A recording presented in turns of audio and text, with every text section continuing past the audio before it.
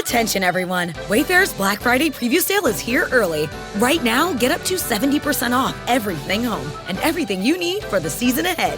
Save on quality furniture for every room in the house, guest-approved bedding for a season of hosting, top brands and cookware, festive holiday decor for indoors and out, and so much more. Whether you need a new sofa that fits the whole family or a new serving dish that fits your famous sweet potato casserole, Wayfair is the place to go for Black Friday deals on finds to feast. Get festive and get comfortable all season long. Plus, sit back and relax. With Wayfair's fast and easy shipping, everything home comes straight to your home, even the big stuff. And the best part? Speedy delivery in time for the holidays. There's no place like home for the holidays, and no place like Wayfair for Black Friday savings. Shop early Black Friday deals right now and save up to 70% off, only at wayfair.com. Wayfair, every style, every home. The most wonderful time of the year. Although, let's be honest, around the holidays, things really add up. But here's the good news. Only at Verizon, you can get a single line for $50 per month when you switch and bring your phone. So, while ice skating for two is definitely costing more, here at Verizon, you can save. Gifts for your third cousins? Steep. A single line with Verizon? Not so steep. A real tree? Pricey. A single line with Verizon? Less pricey. Flights to see Mima and Pops? Those are up. A $50 per month single line? That's down. Even a trip to the Atlanta Holiday Market will cost you more. But with Verizon, you can switch and bring your phone for just $50 per month for a single line on unlimited welcome, with autopay plus taxes and fees. All this to say, during the holiday season, when everything is costing more, you can get more for less right now at a local Verizon store. $15 monthly promo credits applied over 36 months with a new line on unlimited welcome. In times of congestion, unlimited 5G, 4G LTE may be temporarily slower than other traffic. Domestic data roaming at 2G speeds. Additional terms apply. You're listening to the Think Unbroken podcast, and I'm your host, Michael Unbroken. I'm an author, speaker, coach, and advocate for adult survivors of childhood trauma and abuse. In this podcast, you will learn how to transform your trauma into triumph, turn breakdowns into breakthroughs, and go from victim to being the hero of your own story. You can learn more at thinkunbrokenpodcast.com, and of course, check us out on Apple Podcasts and Spotify at Think Unbroken Podcast. People get these awakenings, right? And they're standing in front of the mirror and the 3 phone calls come in and they have to face reality. And some people do and some people don't. And I would encourage most people to, right? And like that mirror is such an important moment for many people's journey, myself included. Why do anything now?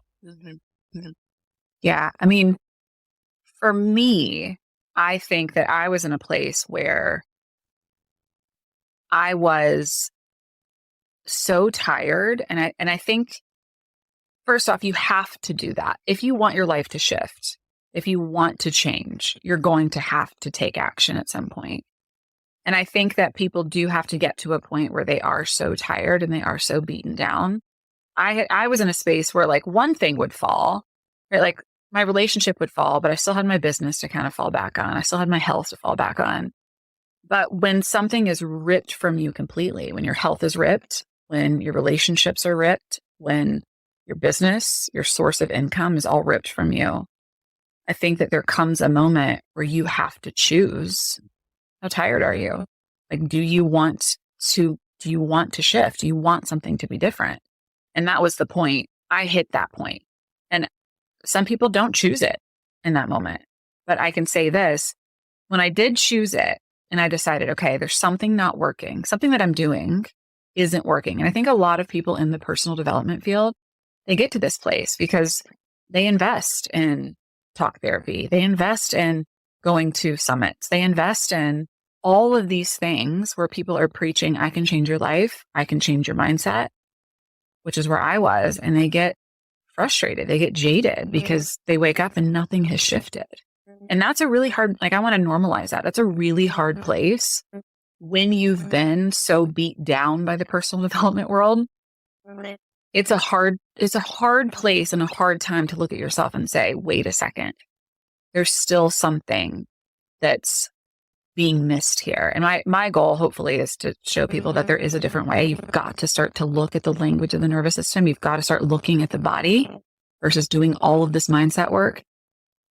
that was the moment that I had to choose something differently. And I hope that people can understand if you're in that, like if you're in that space of being jaded, I was in therapy for 10 years, right? And not that therapy didn't do anything for me, but I had done so much work up here cognitively, and I had not addressed anything in my nervous system.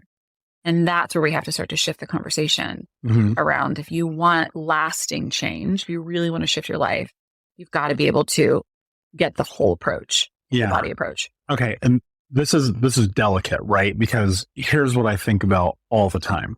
One of my therapists taught me this. It singularly is the thing that transformed my life of all the things I've ever done, because it was just this very vivid shift in the way I thought about the world. And he said to me one day, he said, change only happens when you make change happen. And that was so pivotal to me because I'd been doing a lot of the work about just changing the way I thought about life and changing the way I had conversation and doing this and that. But like I wasn't accelerating into what I thought my potential was. And I realized that real change is actually the doing. But let's go into this because I want to know your opinion. And this is where I get chopped up on the internet sometimes, is I'm such a big proponent of no excuses, just results. And I know that as fact because it transformed my life. It transforms the life of the people who come into my coaching programs that I speak on stages in front of. It's the thesis for why I'm here. And sometimes that requires you doing it anyway. And we live in an odd time now of, and I'm saying this with kindness, but it's just true, of massive weakness. And in this massive weakness, we have allowed people the space to make excuses for why their life sucks. I've been in a position where my life sucked tremendously. You've been in a position where your life sucked tremendously. You made choices to change your life.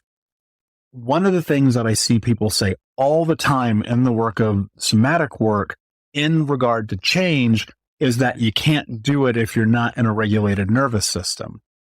I counter that and I go that you get to a regulated nervous system by making the change. And so I'm curious about your thoughts and your approach to that. Yeah. So this is a great topic because I'll say this. If someone is in a chronic freeze state, which means they're in what we call dorsal vagal shutdown, which means their system is in such a state of survival that moving and choosing feels unattainable because the nervous system, the body has actually shut the system down. It's going to feel very difficult. The nervous system doesn't want to do it. It thinks it's in threat. It's going to feel difficult to make a move, to take a radical act towards change, right? So just having that awareness, like just letting yourself orient towards, am I frozen right now? Like, can I not make a change? Can I not take a move to reach out to somebody to get help? That in and of itself can start to thaw that freeze response. The problem is that most people don't have that information. They think that there's something, and we oftentimes will put someone in the corner and say, oh, well, they can't make it. They need to be in a regulated state. Well, the way to get towards regulation, towards safety, is to start to acknowledge that you're in a survival state. Like, I am in freeze. It feels absolutely impossible to make a move right now. And maybe what I need to orient towards right now is just putting on a podcast that talks to me about being in a freeze state and let that start to thaw my system enough to where, okay, maybe tomorrow I feel like I can reach out for support. But we can't, if we go past what's called our window of tolerance and we try to just go straight into change, we're going to blow our nervous system out of its window of tolerance to where we're not going to be able to change, or we're just going to re-traumatize ourselves. So I think that it's definitely a delicate line. It's a delicate line between, yeah, you've got to move to make a change in your life. And if you've experienced a lot of trauma, your nervous system might be in a chronic freeze state. And the best thing that you can do is to just become aware that you're there and allow yourself to start to tiny baby steps, orient towards, okay, today, can I just learn more about what it means to be in freeze? Today, can I just maybe start to follow someone who talks more about nervous system dysregulation? Or can I reach out to someone? Like, it's those tiny baby steps, but you have to have the awareness of where you are before you can think about even making a change. Mm-hmm. Was there a specific moment for you where you're like, wait a second, I'm the problem? Yes, absolutely. So my transformation point was, I think when I was having all these heartbreaking experiences, men fizzling out, ghosting, things not working out, just like guys wanting to just take me to bed, not wanting to get to know me as a person. I just said, men are intimidated. Men are intimidated by my brains. Men are intimidated by my success. Men are intimidated because I have an opinion. It was my narrative to protect myself. It was my narrative to not look deep within myself, because when we put the problem on the other side, at least we can absolve ourselves of personal responsibility. But it was when I met a man who was far more successful than I was. And, he was a lawyer from New York, and there was like electric physical attraction, and he treated me so well and everything was going great. And then 2 months down the connection, his efforts started to dwindle. I stopped hearing from him. And of course, my feminine intuition said, if he's not messaging, he's not interested. But I was surrounded by all these equally masculinized German girlfriends who were like, come on, text him. He just wants to hear from you and figure out what the problem is and solve the problem and, take it ahead. And so I remember messaging him and saying, hey, is everything okay? I haven't heard from you. And him going, you're so lovely. You're so attractive. I like you so much. I just don't feel it. Like, I just feel like our connection is not deepening, and so I don't think it's working. And I think that was my moment of, pure heartbreak. I think I went into like this angry, bitter energy for like 2 hours that evening, where I was like, all men are like this, and I hate guys, and I'm going to like just get super successful, and I don't need a man, and I'm not going to like even look at this aspect of my life. It's not working. And then I woke up the next morning and I was like, Sami, you are the common denominator in all of these experiences. Mm-hmm. And don't give up on love, because I think love is that thing in life that really brings us to our knees, and we feel extremely vulnerable in love. I think success is so much easier to achieve because you can push through and control so much more than you can in love, because in love, there is another party involved and they may or may not want to be with you. They may or may not like you. And that involves rejection, and rejection involves vulnerability, and we all resist vulnerability. And so that was the day when I woke up and I was like, no, I'm not going to give up on love.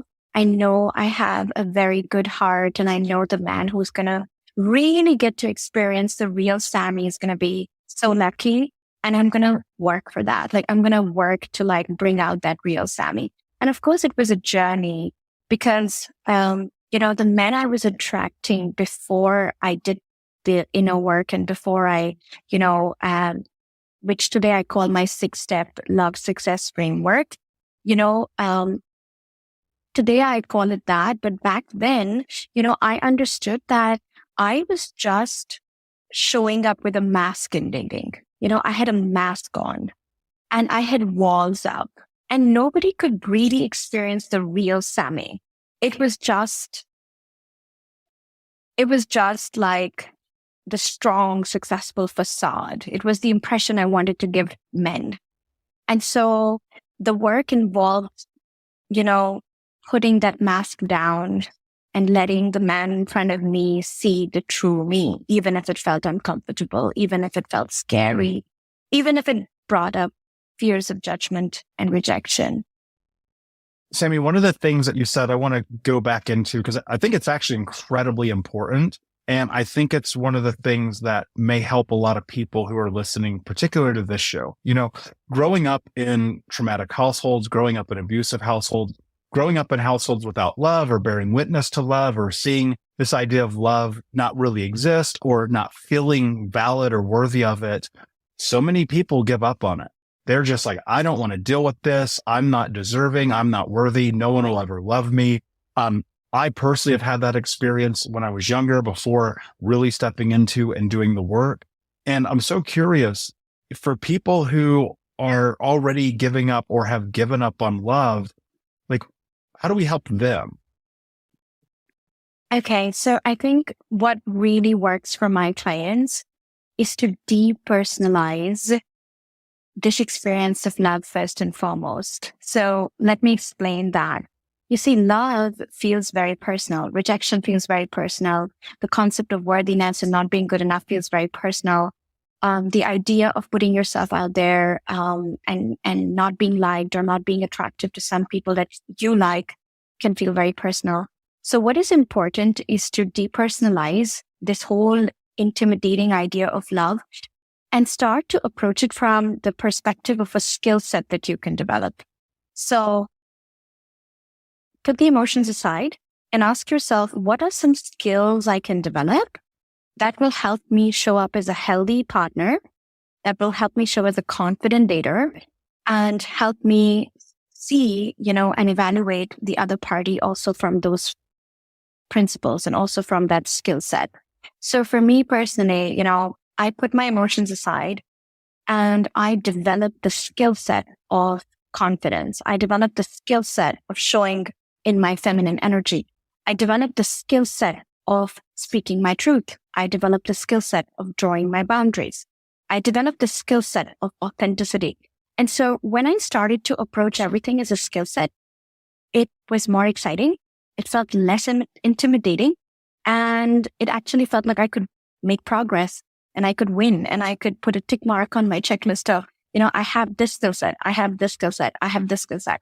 So I think for me, that really worked because I think we overcomplicate love. There's so much advice on the internet about relationships. And I think the reason why my process works, I work with women, is because I really make love objective. I present it from an angle of what are the skills we can develop to be a healthy partner, to show up as a healthy date for the man we are with.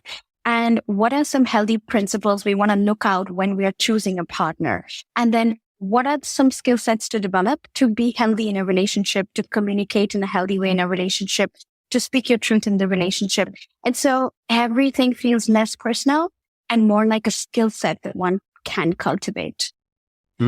That's such an interesting way to look at it because I can see how that can be powerful, right? Because I often think about mutually for both men and women, what is the number one trait of attractiveness, right? And it's generally speaking, not physical, right? But when you talk about the thing that someone else brings to the table, 9 times out of 10, it's confidence, right? Because we all want to be around someone confident who sees themselves, who believes in themselves. And I think that's where the inner work like really shows up, and you can tell who has done it and who has not. Like, and I coach people of all varieties, men, women, everyone in between. And whenever we're talking about dating and relationships, the one thing I'm always saying to them is like, if you can't sit in front of someone and make eye contact with them, you will never go on a second date with them, right? Because that confidence element is so unbelievably important. And to get to the place that you love yourself, right? And find yourself worthy of love. Like, I think it comes through like the actions of building up who you are. Like, who do you truly want to be? And then taking that and looking at it from a practical standpoint, which I love the way that you frame it because very much they are skill sets, right? Vulnerability is a skill set. Authenticity is a skill set. Good dates are a skill set, right? And obviously we can go down a lot of different paths with that, but one of the things that is so important about those skill sets is they also present the opportunity for polarity, right? This thing that is so unbelievably important in the human dynamic.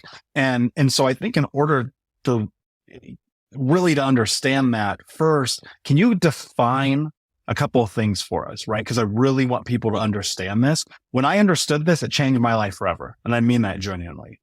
1, what is polarity? 2, what is masculine and feminine energy? And 3, how do those 3 things all intersect with each other? Okay, sure. Great questions. So polarity is just one step in my 6-step process. So it's one of the skill sets we can develop to have a healthy romantic relationship. So what is polarity? Polarity is the presence of polar opposite energies. So in the world of energy, there is the masculine energy, which is the penetrative force in the universe. It is the action, it is the doing, it is the forward movement, it is the giving, it is the planning, it is the logistics. It's about the future. It's about structure. And then there is the feminine, which is the receiving energy. So this is about emotions. This is about the present moment. This is about being able to receive from the masculine, because the masculine has something to offer and the feminine can receive that. So when we talk about polarity in romantic relationships, what really goes on is that, for the women that I work with, for example, these are professional women, career-oriented women, ambitious women, and they are embodying a lot of masculine energy because that is what life has required out of them in order to get to where they want to be. So if they are at top level, positions, they're engineers, they're doctors, they've had to work really hard. They've had to push their way through life. They've had to pass many exams, many interviews, drive, they can do it all because that's what life required out of them. And here's the interesting thing. What are they attracted to? They're attracted to masculine embodied men because at their core, they're women. At their core, their nature is feminine. It wants to be taken care of. It wants to receive. It wants to be protected. It wants to be cherished. But that's not the life they have lived. So in their careers, they're extremely in the masculine. However, in their love life, they want a man who is bigger than them, who is better than them, who can look after them, who can give, who can do, who can provide. But here's the irony of it. You cannot attract an empowered masculine man while still being in your masculine energy. Because by the definition of if attraction, sexual tension is created in a relationship when there is the presence of polar opposite energies or polarity, then if you show up in your masculine and you want a masculine empowered king, you're just pushing and repelling those men away, right? Like they're not attracted to masculine. They're not attracted to a female body with masculine energy, with that masculine spirit. So often we think that a woman who is wearing high heels and a pretty red dress and has a red lipstick on and a Prada bag, sitting at a bar, she's in her feminine, but that's not true at all. You could be wearing a red dress and have red lips and looking completely 10 on 10. And when a man approaches you, you could still have very thorny energy. You could still have a very egoistical energy. You could still not be warm. You could still not be inviting. You could still have walls up. You could still be argumentative. He offers to buy you a drink and you say, I can do it myself. So it's so interesting that my client, she has this issue that she shows up in her masculine and wants to attract the masculine. And what we teach is that if you want to show up in your masculine energy and you insist on showing up in your masculine as a woman, you're going to attract more feminine embodied men. Now, this is not a judgment. This is not a judgment. I think there are some people who will be better off with those men. But let's just talk to, what creates real sexual desire, real sexual tension, real attraction between a man and a woman. And that is the presence of those polar opposite energies. And this is true for men as well.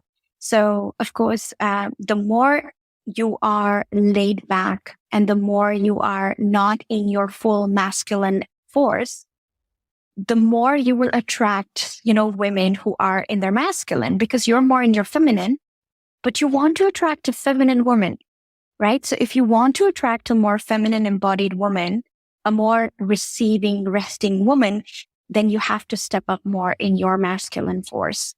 And the beauty of polarity is that when you have that in a relationship, the fire, the spark that so many relationships miss, they will always be there. So my husband and I, we've been together. We're going to be celebrating 11 years. And till today, 11 years of being married. And, till today, he's just smitten. He's just like, it's so funny to watch, he's just like crazy about Sami. And he will do everything for Sami. And he will, carry me and love me and bring me gifts and spoil me. And it's because when I decided to let go of my masculine It's time to turn your daydream into your dream job.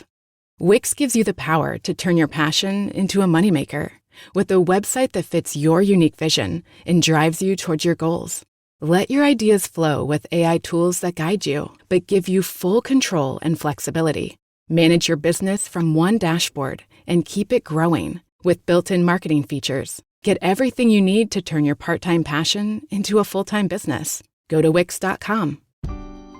The most wonderful time of the year. Although, let's be honest, around the holidays, things really add up. But here's the good news. Only at Verizon, you can get a single line for $50 per month when you switch and bring your phone. So, while ice skating for two is definitely costing more, here at Verizon, you can save. Gifts for your third cousins? Steep.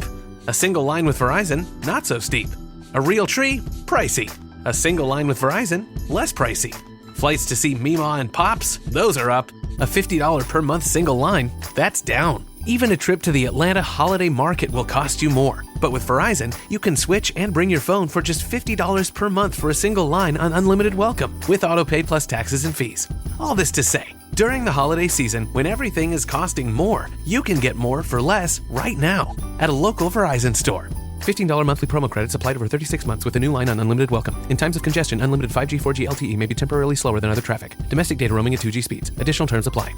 decided to be vulnerable and just be okay with being imperfect, letting a man see my imperfections, letting a man give to me, do for me, and just becoming that receiving container. It was then that I started to attract more king kind of men, because earlier I just was attracting takers. I was so much in my masculine. I was trying too hard, doing too much, and it was attracting just the wrong type of men. Hey, Unbroken Nation, we'll be right back to the show, but I wanted to let you know that you can grab a copy of my first book, Think Unbroken, Understanding and Overcoming Childhood Trauma, for free. If you go to book.thinkunbroken.com, you can download the PDF ebook version of the book and get everything that I know about the baseline of healing trauma for free, downloaded to your email right now. Just go to book.thinkunbroken.com to download your copy of Think Unbroken, Understanding and Overcoming Childhood Trauma for a PDF for your phone. Again, that is book.thinkunbroken.com. I want to dive into this a little bit deeper and delineate some of this into a way that I think could be really practical for people. One of the things that I appreciate about you is your expertise and your ability to break these very complex things down into something palatable. And so where I want to start here is kind of looking at this from a definition standpoint. What is trauma? Yeah, trauma is the inner response to a strongly overwhelming situation. Because many people say that trauma is the situation. And I would say no. Or the classical view on trauma says the trauma is the response that happens in our bodies, nervous systems, whatever, in response to a strongly overwhelming situation. And what that is that I believe a process that is very intelligent, that has been formed over tens of thousands or hundreds of thousands of years in our nervous systems, is able to deal with that strong overwhelm in multiple ways. One is that every time there's a strongly adverse situation, there's a high level of escalated stress that leads to high fight, flight, or freeze mechanisms. And the second part is then the nervous system can shut down the overwhelm. So there's something very noisy and suddenly you push the mute button. And when you shut down a part and compartmentalize the overwhelm in a box and shut it down in the unconscious, you can survive better, you can still act, you can do something in that adverse moment that you couldn't do with all that noise. And so, but what happens is, in the moment that's dissociated and shut down, it's like we have a window with a crack.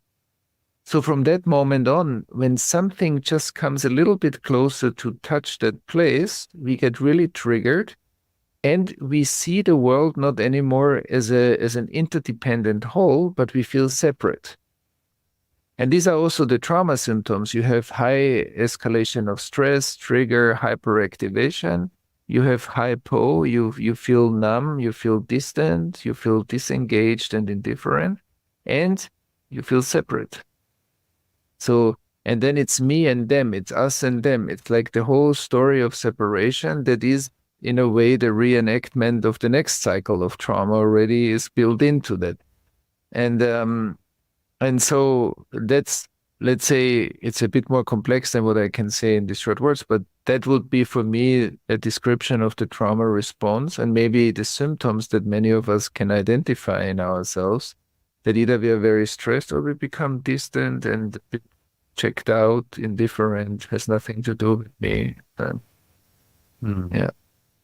What's so interesting about that is because it does become this autonomic response that becomes, for many of us, our emotional home. You see high performers who are constantly on edge. And one of the things I used to say, having now been an entrepreneur for a very long time and going through my own healing journey, honestly, was I thrive in chaos. And then Thomas, one day I was sitting back and I was like, that is the imaginable. Why would you want to thrive in the place of which you suffer the most? And for me, so much of the journey has been getting into this place of restoring homeostasis. But what's so fascinating about it is in my own personal journey, I'm now heading into 14 years of like doing the work, like really intentionally showing up every day. And it is still like a day in, day out journey. And one of the things that I teach my clients all the time is, you know, if you sign on the dotted line where you're like, I'm going to heal, this is the rest of your life game. And one of the things that I want to try to do is give people permission to accept that reality. And I'm wondering, like, I think about acknowledgement around the experiences that we've had and looking at our life in the truth, not in the reality we wish existed, but in the truth of the reality that we're in. I find that to be kind of the jump off point, that acknowledgement for creating change, to going down the path. If I'm sitting here, I'm listening, I'm going through this, I'm like, I know some traumatic things have happened to me. Where do I begin my process? What does that look like? What is like the most practical thing I could do in this moment? First of all, I love the wider framing. I love that you demystify the healing process and you say, this is a journey for the rest of our lives. We don't know. The question is how long is not relevant, because how long actually says that it's hard for me here. That's why I want to project myself into the future of when it's good. When in fact, all that grows is every time something heals, of course, my capacity to be in a world that is still traumatizing to a certain extent. It's not that suddenly all the world is going to be great because I'm healed. I will have a much higher capacity to stay related to that world, to find new solutions, to be innovative, to maybe create healing around myself. But it increases my capacity to be more grounded in the world and not more checked out, not more in a kind of a paradise-seeking reality, but I'm more grounded in dealing with the world that we have. And I think that's also where our efforts need to be. That's where our impact and purpose needs to come. And all the healing that I develop in myself is also how I become the remedy. That's the remedy that I become. So post-traumatic growth is also what I heal in myself will serve others. They can learn through my nervous system that it's possible. And that's amazing. So thank you because there are many, self-help and you do it fast and you know, it's fast and it's the process. It takes the time that it takes. And I think we need to be realistic about that. And that's also one thing we can do is we can say, yes, because trauma, when we are on the trauma healing path, the reason why we get there most of the time is because we're suffering from something. And I think coming back to your question, one element is to see, okay, there are multiple great friends that we can gather around us that can help us on the journey. One is a learning practices and techniques to self-regulate differently and to train our nervous system to change its inner state. So there are many self-regulation techniques and ways to do that we can acquire. We can read books, we can do trainings, we can do that. The second thing is, and my breath is a very important aspect of regulating my nervous system. So there's something that is very close. There's a simple remedy that I can train and work with in myself and my body, in my embodiment. I can find the resources that help me, like nature, music, friends, meditation, all kinds of things that help me to resource myself. So I can learn about that. But I think it's very important to know that a lot of trauma has been inflicted through inappropriate relationship, and that's why a lot of healing of trauma happens in appropriate relationship, in relationships that have an expertise to hold us. They go with us through the bottlenecks of our development when it's really painful, that somebody is there that we can trust, somebody that we feel safe with, or we develop the safety over time. And I think finding the right guide, and maybe these are different guides at different times of our process that can help us to go through the journey, that's amazing. Also community and having a community where we can also, what you create with your podcast, to create or with your work, you create a community, and that community is an asset. Like we are together in this, we are learning something collectively. We are developing collective competencies that are maybe not like very highly trained trauma therapists, but we learn something collectively and we can be with each other in certain moments. So the individual, the relational, the collective, and also the spiritual. If the spiritual is not a bypass, then it can be a tremendous resource for our healing process. And so these are a few elements that I can see, okay, how can I bring that more and more into my life? And the important thing is, we are not supposed to do it alone. We don't have to do it alone. It's not a lonely fight to heal myself. It's the more relational support we can allow back into our life, because often that's what's the most threatening. So it's a step-by-step process. But the more support we can let in, that's also a sign that we can open up again and be more nourished. And so I think these are just a few components to not make it too long. How did anger play out in your childhood? I think I would go against I think, a lot of times parents are just older children having children for the first time, right? Just like your therapist asked you, have you imagined your mother's childhood? Until I got to that point of grace and forgiveness, I didn't understand. So I will go against what my mom would say. I will go against the instilled beliefs and teachings only because I didn't want to. And through that, when you're operating your life in such a black and white, all or nothing framework, you lose out on a lot of the benefits and helpful things that my mom did teach me and did try to instill. And anger was blinding for me for a long time. Yeah. Anger is blinding for a lot of young boys, especially growing up in single parent, female dominated households. One of the things that I experienced in my life and in my childhood was obviously being raised by women, and then an abusive man and my stepfather. And that makes you angry. It makes you resentful. It makes you callous. It makes you want to kind of burn the world down in a lot of different ways.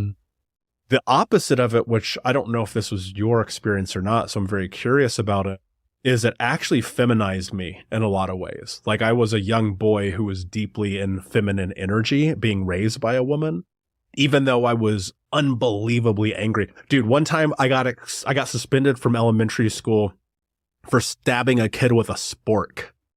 So, so I know about anger and violence and those things coming out. Did you feel like the world was against you? Do you feel like you tried to make meaning of it? Like, what was going through your head at such a young age? I want to answer that question by sharing a concept external and internal locus of control. It's a psychological term that you might know. All of us are at the grace of life, this force that's larger than we are, always, almost. And I just felt like I never had a sense of control. I never felt I had an agency of control of my life. Whatever my mom said goes. When I defied that, I was under the tyranny of my mom growing up. And that's what that meant for me. Until I realized, hold up. There are things I can control, and there are things I could do. But I think the theme was, I have no control. What's the point? I guess I'll just accept whatever reality my mom creates for me because I'm under her roof and under her tiger mom regime. And in that, when you talk about lack of agency, I don't think kids really have a lot of agency to begin with. We're kind of being molded into whatever our parents choose us to be in a lot of ways, which is kind of strange. How would you, like, looking back at that, like, how would you define agency at such a young age? I think a lot of these are in retrospective view, right? I've been a personal help junkie since I was 13. The first book I read was The Secret. Of course, some of the concepts are outdated, but it still played a role in the development and the growth of personal development world. But I share that because I didn't have that level of introspection when I was 6, 7, or 8. And with our memory recall, we tend to paint our realities rosier than it actually was, right? That's the whole point of confirmation bias, self-selection bias, and so on. But I think the way I thought about agency is, what is my role in this world? What is my role in my household? What is my role in this family that I was born into? Since none of us choose to be born.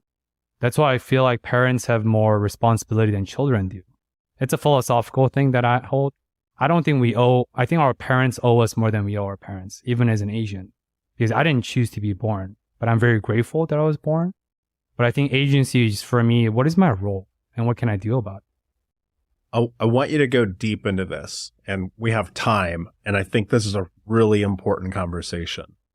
I once went pretty viral because I had said in a video that most of your parents are gaslighting you and they didn't do the best that they could, because if they did, you probably wouldn't be watching this video to begin with. And I'm curious, I agree. As someone who grew up with a very chaotic background, I felt, and I still do to some capacity, that my parents owed me some. I did not choose to be brought into this world. And then, of course, you have the conversation of, like, as eternal beings, maybe we did, blah, blah, blah. We could go down there if we need to. But what do you think that our parents owe us? That is a deep cut question. I think our parents owe us the duty and the responsibility by upholding their decision to give birth to us. I think they owe us the responsibility and space because they chose not to either choose not to give birth or chose to give birth, right? And I think they owe us the space to raise us to become the people they wish they were. And I think that's what instillment is, right? I think a lot of our parents, to your point, it's not my place to comment how many parents tried their best and how many didn't. There's no stats for that, right? Since I am a psychotherapist. But what I can say is, in a lot of our, at least Asian culture and ethnic culture, I don't want to speak for everyone, but this is my truth, where a lot of our parents, they want to mold us, using our word, and condition us to become the versions they never were themselves. They give us this instilled beliefs and dreams because they never had an opportunity to achieve it at their own accord. So therefore, they whip us. For me, literally, I was beaten growing up, pretty common in Asian households, because she wasn't able to achieve her dreams because of her circumstances. So I am the extension of her legacy. So she must try whatever she possibly could to mold us to the version that she never were. And that's very traumatic in its own sense, because it wasn't until recently, Michael, that I realized, hold up, what are the beliefs and references that operate by day to day? How many of those are my own voice, my own desire, my own purpose? And how many of that were instilled by my mom, my stepdad, church leaders, thought leaders, and so on? And this process of peeling back the false layers, as I call it, like peeling back onions. I love cooking, and onions hurt. I cry every time I peel back onions. But when you get to the core of it, That's where the essence is. And a lot of us choose not to go through that process because it's painful. Well, part of me believes that it's supposed to be painful. And the reason that I say that, because it's like, how in the world do you break free of that if you do not elicit some kind of response that challenges you? And I think part of the problem is, there is emotional enmeshment that happens, and you end up with a lot of an emotional enmeshment and emotional incest. And you end up in this, culturally, we are seeing this unbelievably damaging shift happening of son husbands in the world, where there are so many young boys who are being groomed by their mothers to be the quote unquote man of the house, to be the leader, to be mommy's good little boy. And that is so unbelievably detrimental to both masculinity and the male-female dynamic, that I think that there's going to be a price to pay that we don't even understand, that is starting to play out right now, but in 25 years is possibly going to be a downfall of our civilization as we know it. I realize that's grasping for straws, but I do think about this a lot.